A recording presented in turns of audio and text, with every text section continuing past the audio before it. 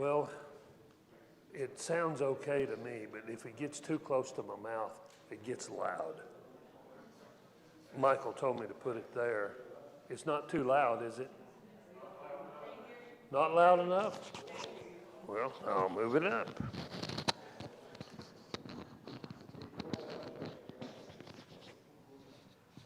How's that? Huh?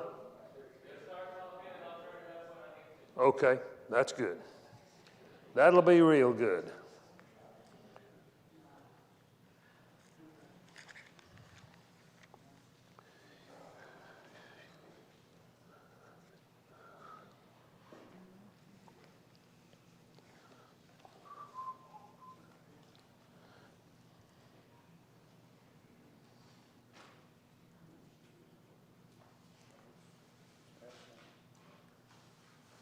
I did hear a bell. Well, let's just start anyway. We seem to be missing a lot of our folks. Okay. We are going to go back into the Old Testament and look at the way God dealt with his chosen people. He says so in so many words in several places. The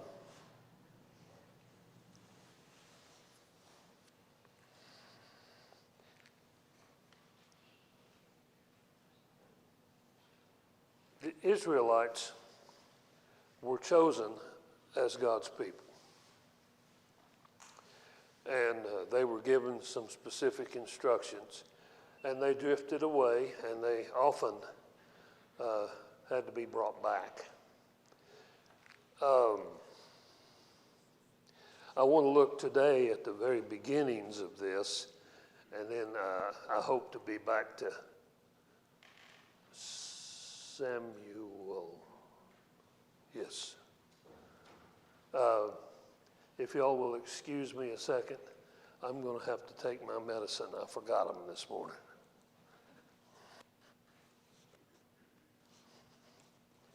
Thank you, baby. I appreciate that. Hang on, get it out of there. Okay.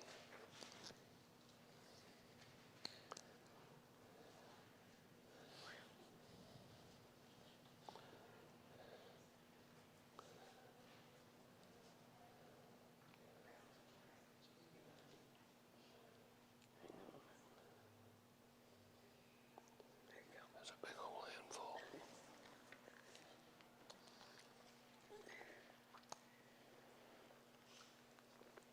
All right.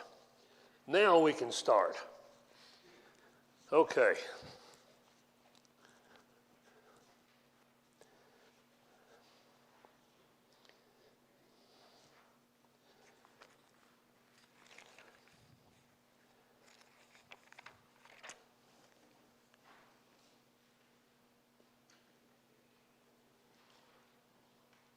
It's often struck me that the people of Israel wanted a king like the people around about them. And God did give them one. But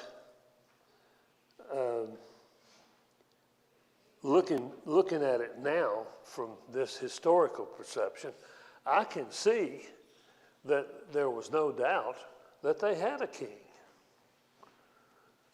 He led them by night and by day. He gave them everything they needed. In this book, there's really old illustrations in this book on Josephus that are kind of neat.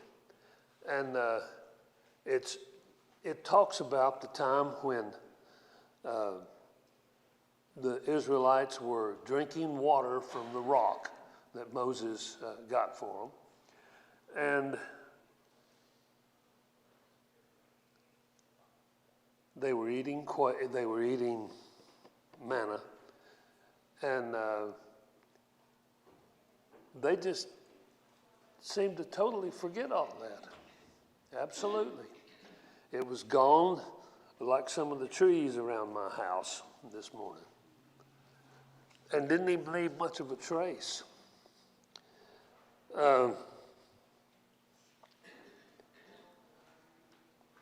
You can look and you can see why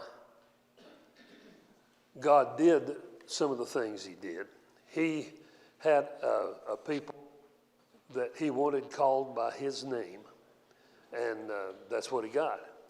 They were a weak and sinful people, but some of them to start to look at the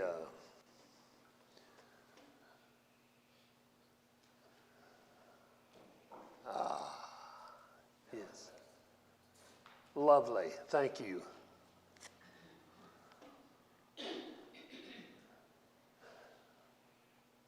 He promised Abraham that he would make of his seed a great nation. Oh, actually, two great nations. Who were the two great nations that sprung from Abraham?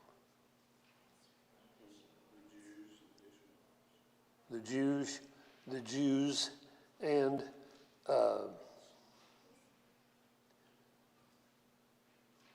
the Arab world, as we would say it today.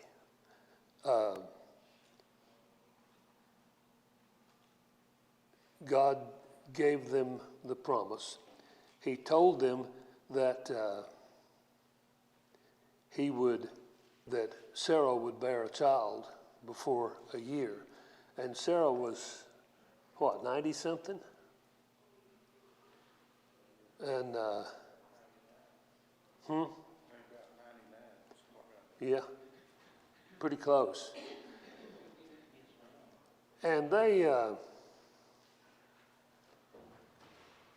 God saw the people as some men coming as they were on their way to destroy Sodom and Gomorrah. Now the problem was, Lot's folks were still down there.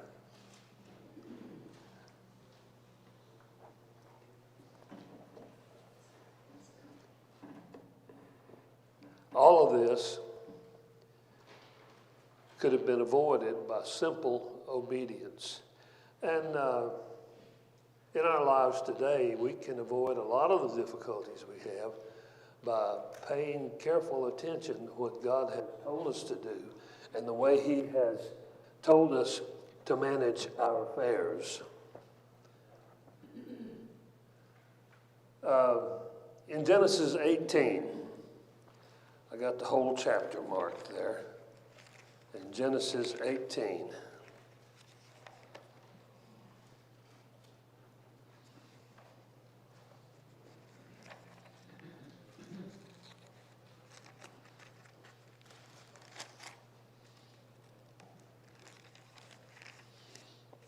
Okay, there were 3 visitors coming across the plains, and they were heading for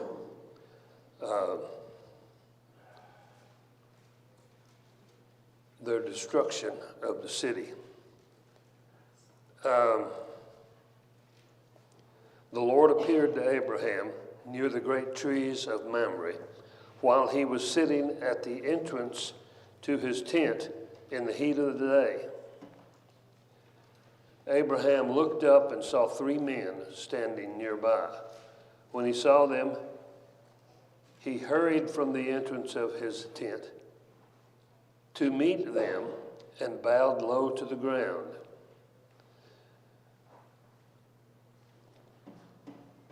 Now, normally when an angel comes to the people of God, he tells them not to bow down. But that's not the case here. Now, some people say that what that means is that this was Jesus before he was born on earth.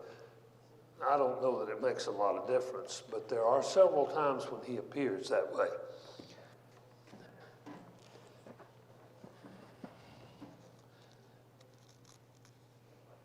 Now, Abraham made his preparations quickly.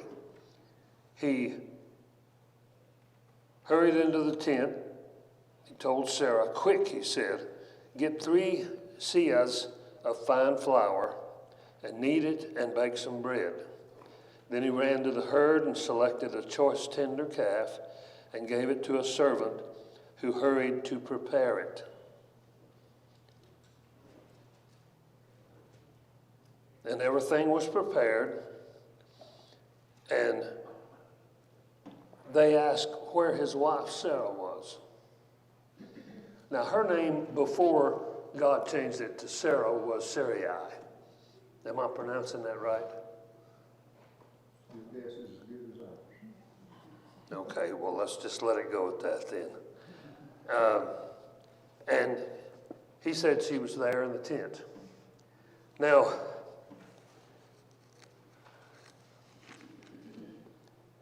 here's the promise.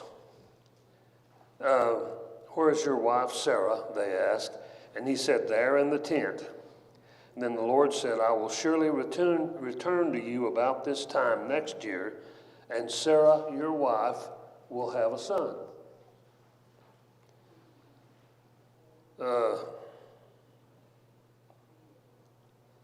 Abraham and Sarah were already old and well advanced in years.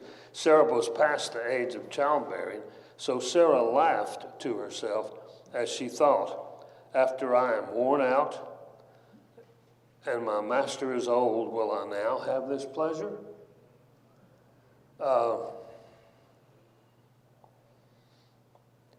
And then the Lord said to Abraham, why did Sarah laugh and say, will I really have a child now that I am old? Is anything too hard for the Lord? And Sarah was afraid, and she said, I didn't laugh.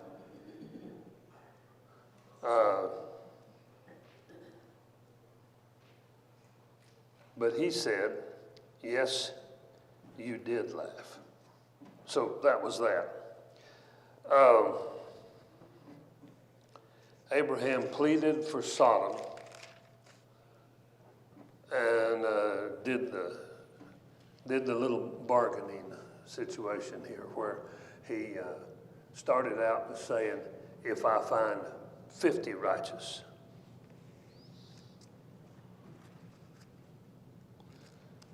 And so forth down to 10. And they couldn't even find 10 righteous in the city of Sodom. So that was about that. Genesis 18. Mike, could you run me to the next slide, please?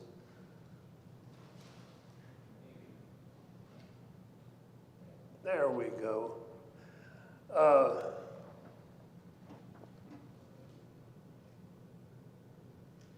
Galatians 3, 6, and 9. Let's look at this a second, please. Let's go back to the New Testament.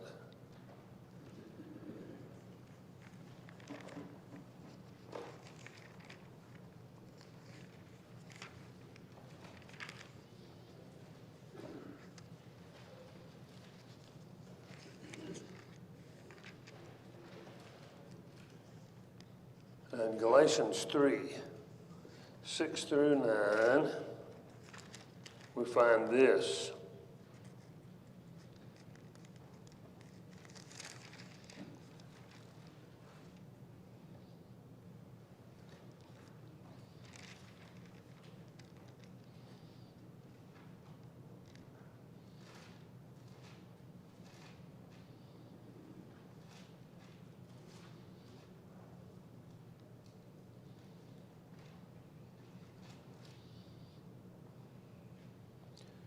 Now, Paul is a little rough on them.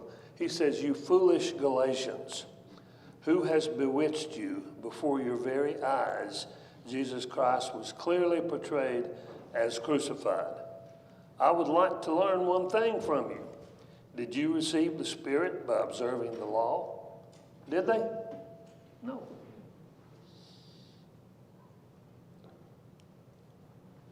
At the beginning,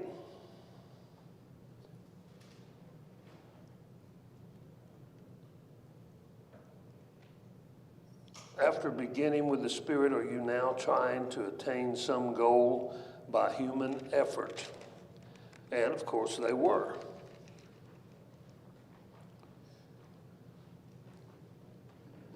Now,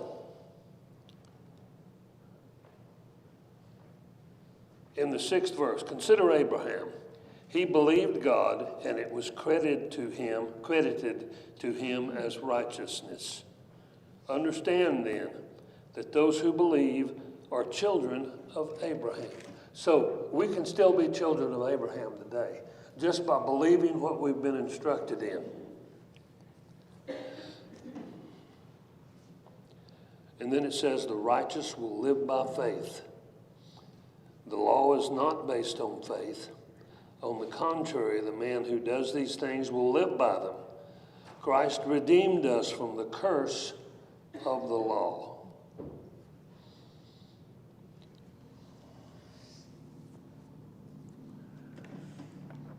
Now in Exodus 32, the people continued to tempt God. And then let's look at Exodus 40, 34 through 38. Exodus.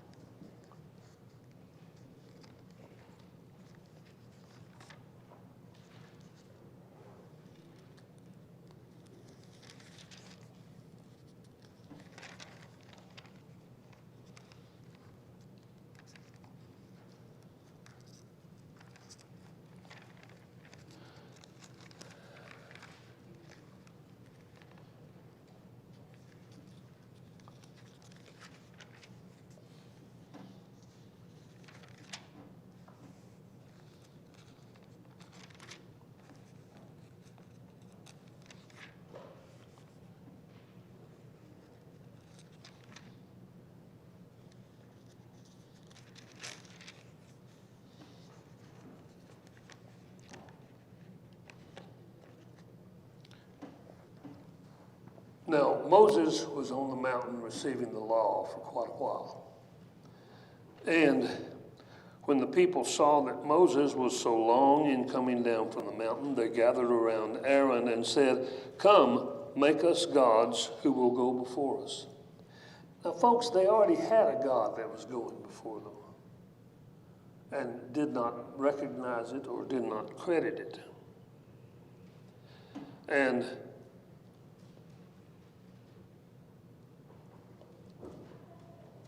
Aaron commanded that they take off their earrings and all of their gold, and he melted the gold, and then he prepared a calf. Now, where did they get the idea that a calf was a god?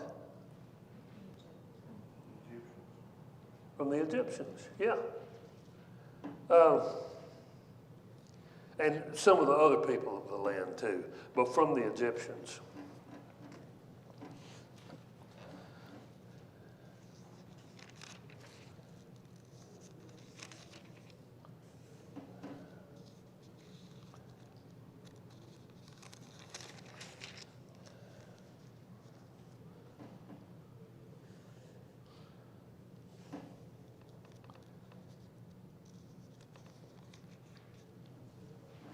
At the end of the book of Exodus, we see where the cloud covered the tent of meeting and the glory of God filled the tabernacle. Moses couldn't enter the tent of meeting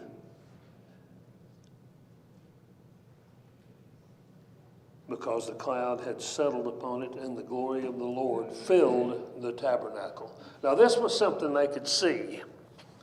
And they weren't ready to walk by faith yet.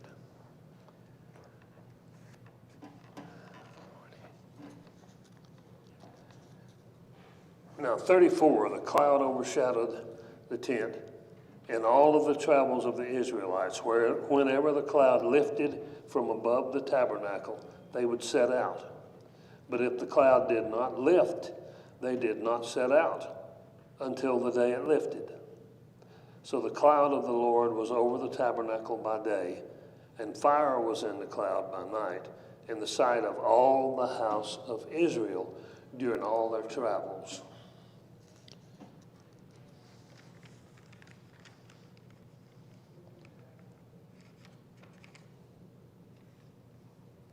We look back at them, and it's easy to think in our minds, well, it's really obvious that God is their leader. He is their king. He's providing everything for them. So why can't they see it? And they wanted an earthly king. They what? They wanted an earthly king. They did want an earthly king. When what they already had was so much better. But if you look at all of it together, they didn't want to have to go out and fight. They didn't want to do all of the things that Moses was telling them they had to do.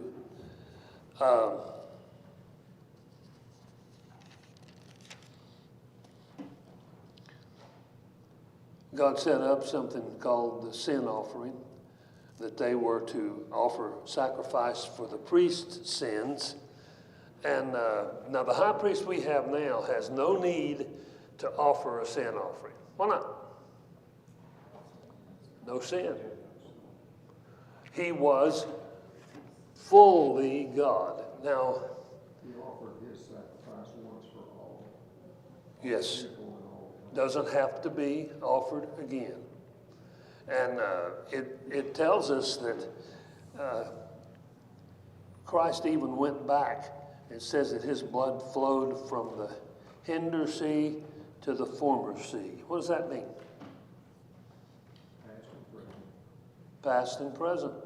It means that those who attempted to keep the law, nobody could, but those who attempted to keep the law would apparently have an opportunity to obey now that Christ had come and that the kingdom of God was here on earth, accessible to them.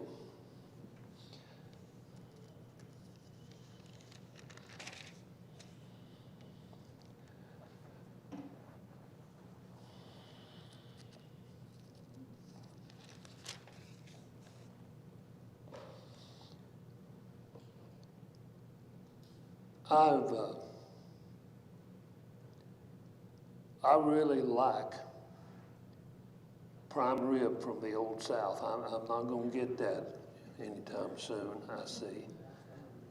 And it's gone.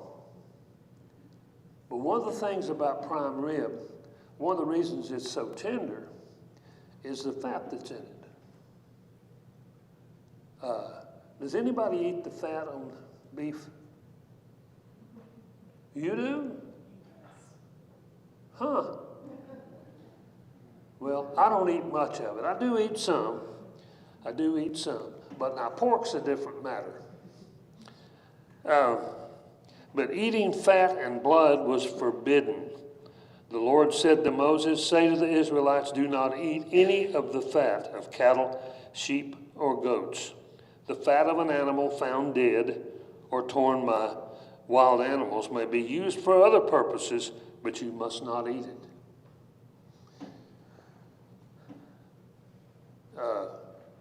A little while ago, Dan presented me with a gift one day, and it said that it had, the can was filled with certified roadkill.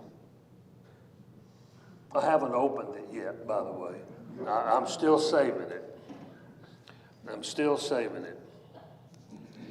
So then, Aaron and his sons were dedicated to the service of the Lord, and the plan was for them to continue.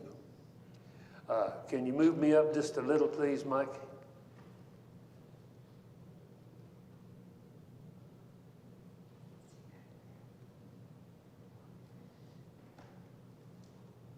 Okay.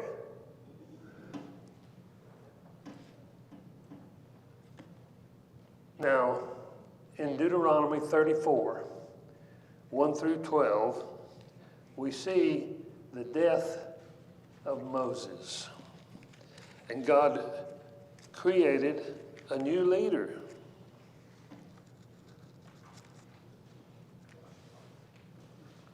There was a charge given to Joshua that he was to continue to lead the people of Israel as Moses did. Now, it said very clearly that there would never again rise up a prophet like Moses.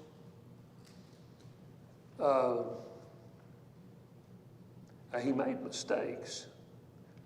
What was the sin that kept Moses from entering into the promised land? He struck the rock instead of talking to it. He struck the rock the second time.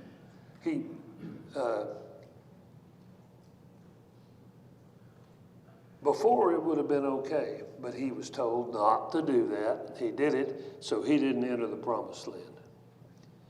And then Joshua became their leader. And in Joshua 2 and 17,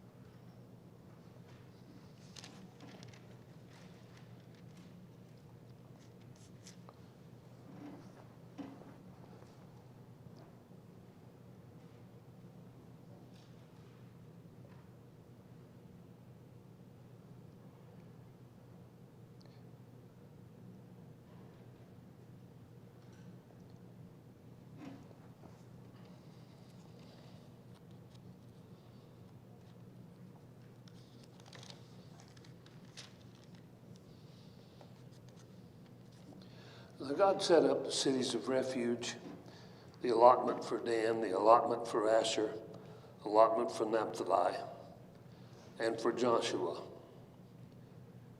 When they had finished dividing the land, now this is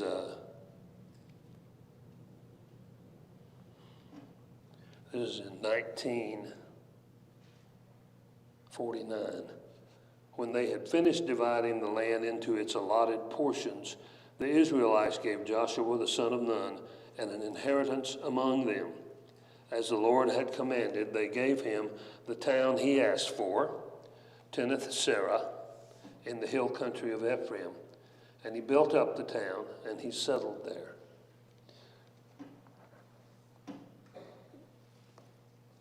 Now, one of the big problems, one of the things that cost the Israelites so dearly, was that they never did completely destroy the people of the land. Now, God commanded his people to be circumcised on the 8th day. And Saul of Tarsus was particularly cognizant of that, and he did say that in no uncertain terms, that he was circumcised in the 8th day. But all this time, the 40 years that the Israelites wandered in the wilderness, they did not follow the Lord's admonition. So all of the men of fighting age died. And then at Gilgal,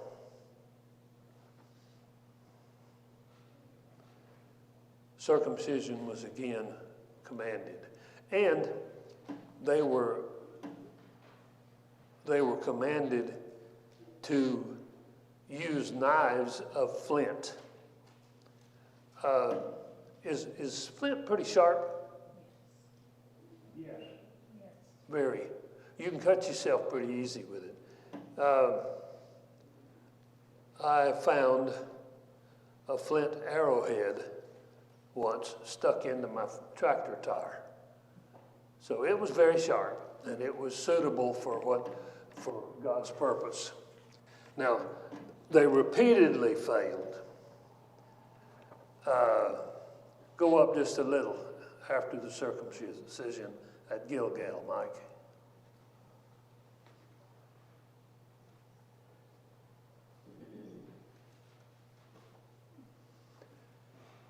Now, the book of Judges, 1st and 2nd Samuel, all of the men of military age had fallen in the wilderness. So they had to kind of start all over again.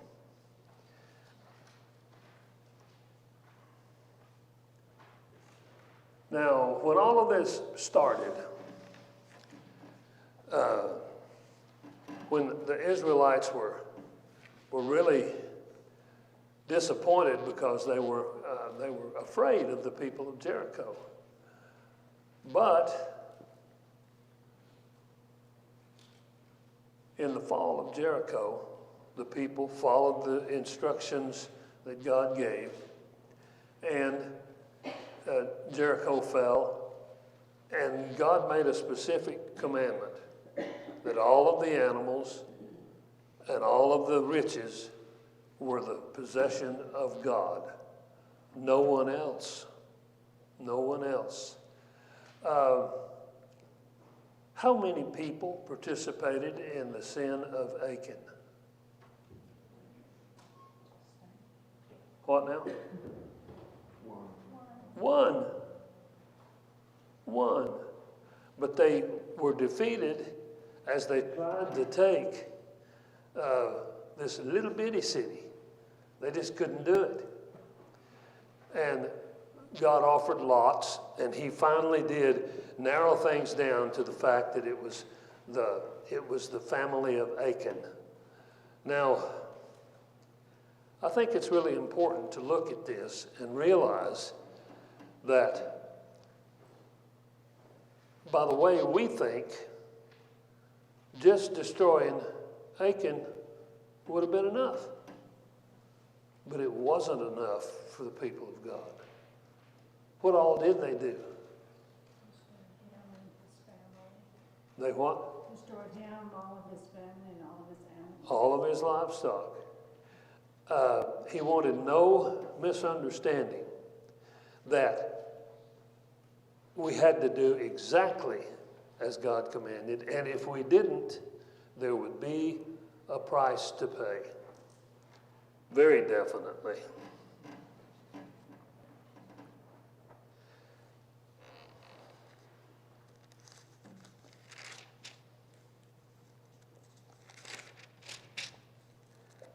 Now there is a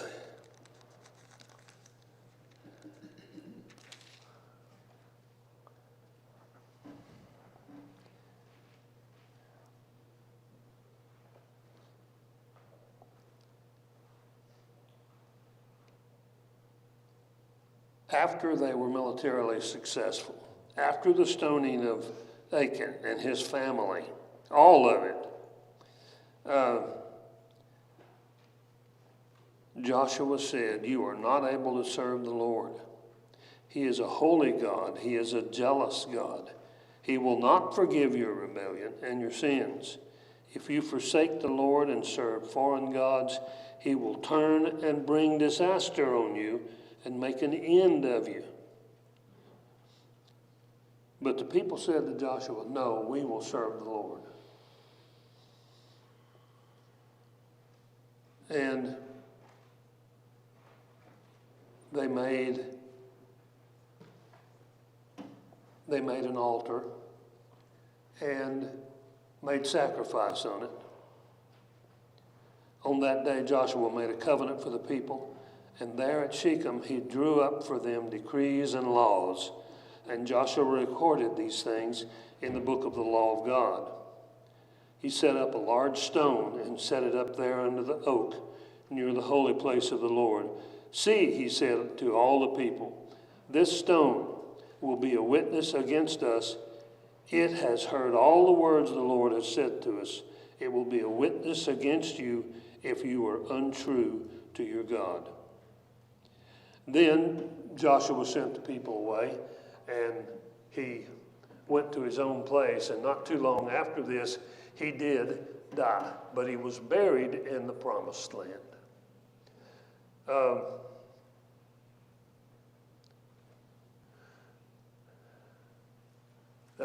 It's very interesting to note that Israel served God all the days of Joshua.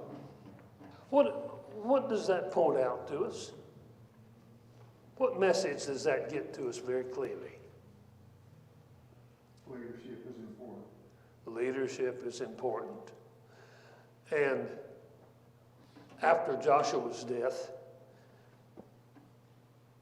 things went on pretty well as they had been until all of the people who saw the miracles, all of the people who were present when all of this happened, when they died and went away, the people fell away from God.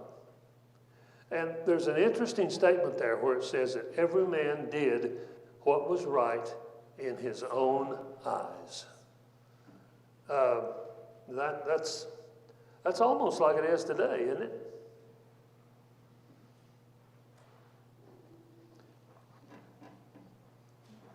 So we have a lot of kinship with those folks. And Eleazar, the son of Aaron, died and was buried at Gibeah, which had been allotted to his son Phinehas in the hill country of Ephraim. Now, then certain judges were selected from out of the people, and they would appear when God appointed them, and they would clear up the mistakes that God's people had made.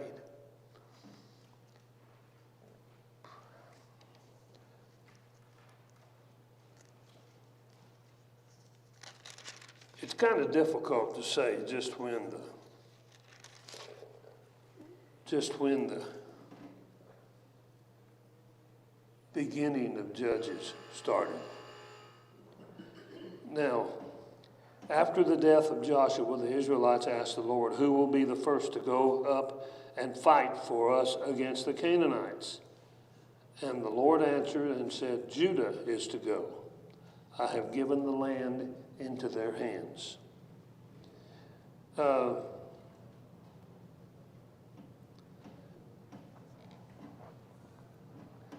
This was kind of a complicated situation because some of the people had already selected lands on the other side of Jordan. But this part of the promised land had not yet been conquered. So they set about to do that.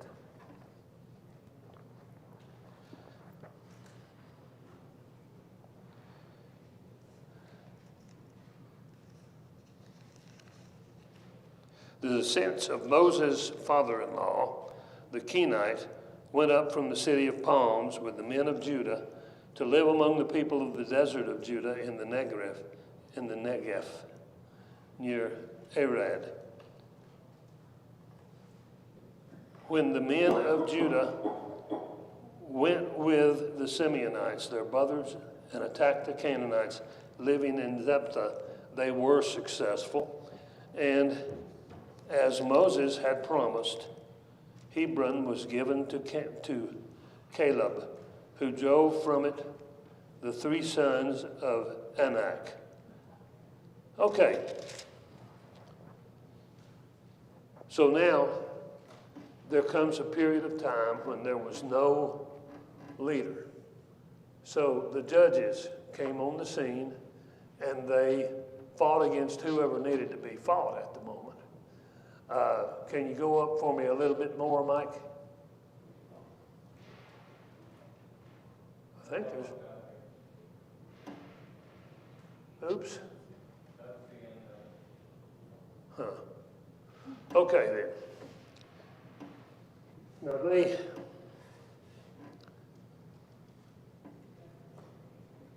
the people of God drifted away quite a bit, and then a judge brought them back.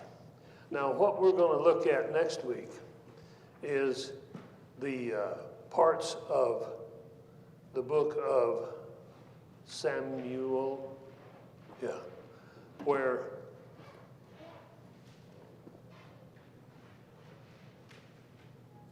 they came to offer sacrifices, and Samson, here I go again.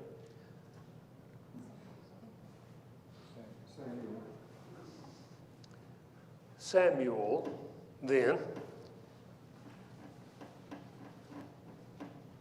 was promised to the Lord. It's a pretty neat story, actually, the way by prayer the wife of